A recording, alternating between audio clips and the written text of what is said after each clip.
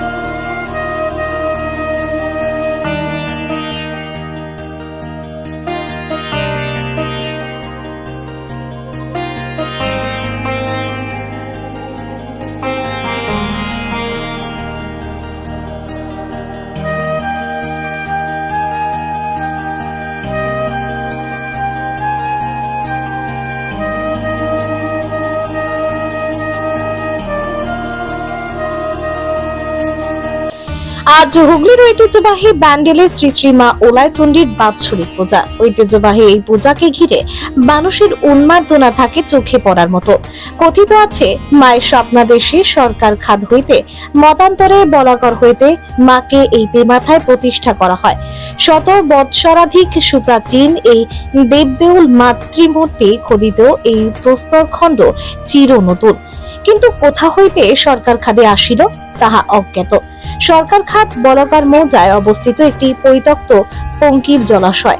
প্রাচীন মতে ধরিত্রীকে যেমন সৃষ্টিকর্তা বারবার করেছেন বিধ্বস্ত, তার সেই ঘন ঘন মাথা নাড়ার দিনে রুদ্র সমুদ্রের বাহু প্রাচীন ধরিত্রী বুকের থেকে ছিনিয়ে নিয়েছে কত ভূখণ্ড।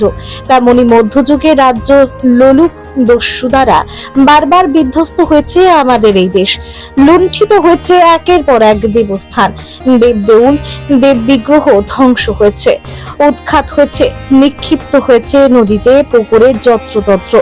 আনুমানিক ষোড়শ শতাব্দীর কোনো এক সময় কোনো এক মন্দির থেকে উৎপাটিত হয়েছিল এই দেবদেউল এবং নিক্ষিপ্ত হয়েছিল এই পুরানো জলাশয়। কালের বিবর্তনে এই প্রস্তরখণ্ড পুষ্করিণী সিঁড়ি হিসাবে বা অন্য কোনোভাবে ব্যবহৃত হতো। সেই সময় এক ধর্মপ্রাণা মুসলমান ভদ্রমহিলা স্বপ্নাদৃষ্ট হন। স্বপ্ন বিবরণ এলাকার ব্যক্তিগণের নিকট ব্যক্ত করেন। তৎপ্রেক্ষিতে এলাকার বিশিষ্ট ব্যক্তিগণ যথা প্রয়াত জওহরলাল সেন, শরৎচন্দ্র পাল, ললিত মোহন মোদক, যুগল কিশোর ধারা মহাশয় দিগের প্রচেষ্টায় সরকার খাদ হইতে মায়ের এই প্রস্তরখণ্ড প্রথমে স্থানীয় চক্রবর্তী মহাশয় দিগের বাড়ির আঙ্গিনায় নিম্ন বৃক্ষতলে স্থাপিত করেন এবং পূজা অর্চনায় ব্যবস্থা গ্রহণ করেন। পুনরায় উহারা স্বপ্নাদৃষ্ট হন এবং মায়ের প্রস্তরখণ্ড অত্র অশ্বত্থ বটবৃক্ষের তলে 3 রাস্তার সংযোগস্থলে প্রতিষ্ঠিত হয়। তদ অবধি যথারীতি পূজা অর্চনা হয়ে আসছে মা ওলাইচণ্ডীর। কথিত আছে, মা ওলাইচণ্ডীর বাৎসরিক পূজা হয় দোল পূর্ণিমার ঠিক পরের শনিবার। গতকালই দোল পূর্ণিমার পর আজ শনিবারে প্রাচীন রীতি মেনে অনুষ্ঠিত হচ্ছে এবারে প্রাচীন মা ওলাইচণ্ডীর বাৎসরিক পুজো। সকাল থেকে বহু ভক্তবৃন্দ, বহু দর্শনার্থী মাকে দর্শন এবং পূজা দিতে ভিড় জমান মায়ের মন্দিরে। এই মন্দিরে এখনো পর্যন্ত বলি প্রথা বর্তমান এবং মায়ের ডাব দিয়ে পূজার রীতি প্রচলন আছে। আজ এই বাৎসরিক পূজাতে দর্শনার্থীরা সকাল থেকে বিভিন্ন জায়গা থেকে দণ্ডি কেটে আসেন মায়ের মন্দিরে। আজ সকালেই সুপ্রাচীন মন্দিরে উপস্থিত হয়েছিলেন চুঁচুড়ার বিধায়ক অসিত মজুমদার সহ হুগলি চুঁচুড়া পৌরসভার অধিকাংশ জনপ্রতিনিধিরাও। বিধায়ক সহ অন্যান্য জনপ্রতিনিধিদের মায়ের মন্দিরে পূজা সহ অংশগ্রহণ করতেও দেখা যায়। সর্বশেষে বিধায়ক সকলের মঙ্গল কামনা সহ চুঁচুড়াবাসীর এই মন্দিরে পূজা অর্চনা বিষয়বস্তু নিয়ে প্রশংসা করেন। চুঁচুড়া থেকে আদের রিপোর্ট, আমার কলকাতা নিউজ।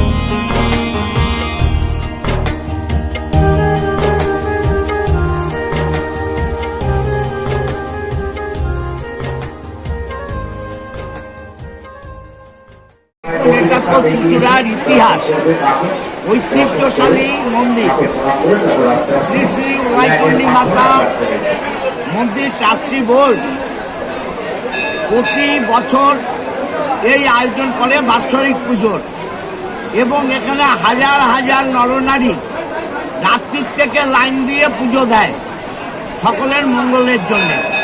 আমরাও ট্রাস্টি বোর্ডের আমন্ত্রণে আছি। আমাদের নৈতিক দায়িত্ব এবং কর্তব্য চুঁচুড়াবাসীর পাশে থাকা, এবং যে ভক্তমণ্ডলী এখানে পুজো দিতে আসেন তাদের সঙ্গে দেখা সাক্ষাৎ হয় এবং আমাদের শুভ বাক্য বিনিময় হয়। এবং আপনারা দেখছেন চুঁচুড়া পৌরসভার প্রায় সমস্ত কাউন্সিলর তারাও এখানে এসছে। আমরা একই সাথে পুজো দিলাম, মায়ের কাছে প্রার্থনা করি এলাকাবাসীর মঙ্গল হোক, এবং এই ট্রাস্টি বোর্ড যেভাবে এই মন্দিরকে উন্নয়নের পথে নিয়ে যাচ্ছে আমরা ট্রাস্টি বোর্ডের পাশে আছি। এখানে তো দেখা যায় যে পুজোতে ডাব দিতেই হয় নাকি মাকে?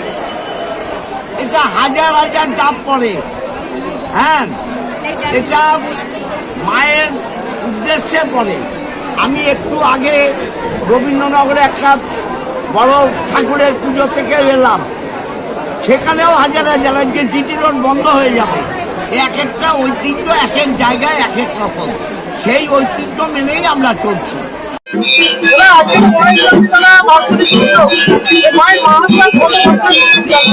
এই পুজো সঠিকভাবে এখন বলা যায় না, শতাব্দী প্রাচীন, 125-150 বছরও হতে পারে। যাই হোক, আমরা এই পুজো প্রতিনিয়ত প্রতিদিন দুবেলা পুজো হয়, নিত্য পুজো হয় সন্ধ্যাবেলায় এবং সকালবেলায়। তাছাড়াও আমরা এই বাৎসরিক পুজো পুরনো তিথি অনুযায়ী দোলের পরের শনিবার আজ 15ই মার্চ অনুষ্ঠিত হতে চলেছে, এবং অগণিত ভক্তবৃন্দ কালকে রাত্রি 12টা থেকে লাইনের মাধ্যমে এখনো লাইন রয়েছে রায়বাজার পর্যন্ত। এবং তার সহ আমরা পশু হত্যাকে এড়িয়ে যাওয়ার জন্য মানুষের বলি দেওয়া, অর্থাৎ পশু বলি দেওয়া আমরা বন্ধ করেছি। আমাদের নিয়ম রক্ষার জন্য ট্রাস্টি বোর্ডের একটি দুটি পশু বলি দিই। আমাদের শুধু পুজো নিয়েই ক্ষান্ত থাকি না, আমরা তার সাথে সামাজিক কাজকর্ম করে থাকি, রক্তদান শিবির, বস্ত্রদান, বৃক্ষরোপণ এবং অন্যান্য কাজকর্ম। এই বছরে যে বস্ত্রদান হবে, প্রায় 1500 বস্ত্রদান হবে। সেই বস্ত্র আমরা কিনি না, আমাদের এই যে ভক্তগণ সারা বছর ধরে যে বস্ত্র দেয় সেই বস্ত্র আমাদের ট্রাস্টি বোর্ডের সদস্যরা গচ্ছিত করে রাখে, এবং পয়লা বৈশাখের দিন একটি মিষ্টির প্যাকেট এবং একটি বস্ত্র দুস্থ মহিলাদের মধ্যে বিতরণ করে থাকে।